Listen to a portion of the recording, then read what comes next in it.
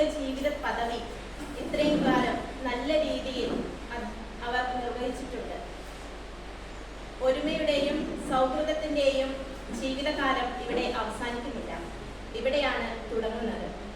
സന്ത് കബീർദാസ് പറഞ്ഞിട്ടുണ്ട്, എൻ്റെ മുമ്പിൽ ദൈവവും ഗുരുവും ഒന്നിച്ചു വന്ന് നിന്നാൽ ഞാൻ ആരെയാണ് ആദ്യം വണങ്ങുന്നതെന്നാൽ എൻ്റെ ഗുരുവിനെയായിരിക്കും.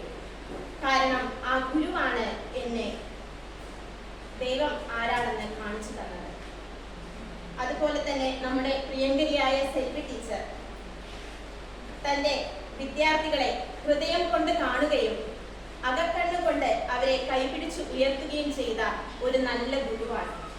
2012-13 കാലഘട്ടത്തിലാണ് ഞാൻ ആദ്യമായി ഇവിടെ ഡെയിലി വേജ് ആയിട്ട് വർക്ക് ചെയ്യാനായിട്ട് വരുന്നത്. എൻ്റെ ആദ്യത്തെ 12 കേട്ട് കഴിഞ്ഞിറങ്ങി 13-14 അപ്പം തന്നെ എനിക്ക് ഇവിടെ കിട്ടുകയും ചെയ്തു. അന്ന് വന്നപ്പോൾ ഇവിടെ ഞാനൊരു വിദ്യാലയത്തിലേക്കല്ല കടന്നു വന്നത്. എനിക്ക് ആ ഒരു കുറച്ച് നിമിഷങ്ങൾക്കുള്ളിൽ തന്നെ എനിക്ക് മനസ്സിലായി ഞാനൊരു കുടുംബത്തിലേക്കാണ് കടന്നു വന്നതെന്ന്.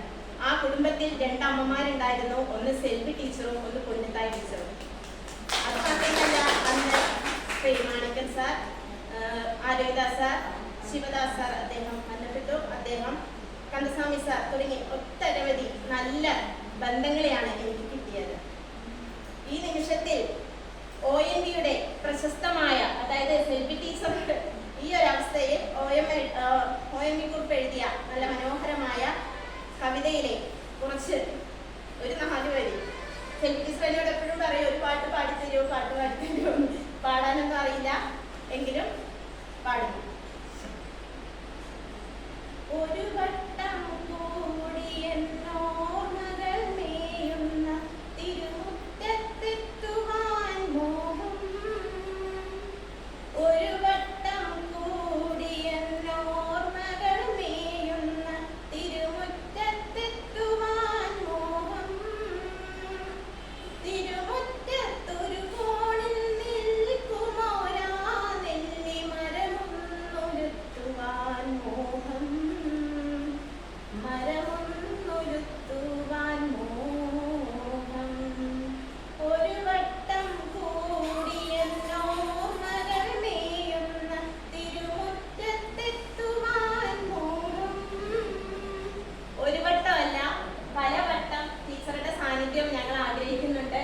നിങ്ങളെ പോലുള്ള അധ്യാപകരാണ് നമ്മുടെ ഈ ഓരോ വിദ്യാലയത്തിൻ്റെയും അടിത്തറയായിട്ടുള്ളത്. നിങ്ങൾ നൽകുന്ന സഹകരണവും നിങ്ങൾ നൽകുന്ന പാഠങ്ങളുമാണ് ഞങ്ങളെ പോലുള്ള യുവതലമുറകളായ അധ്യാപകർക്ക് ആവശ്യം.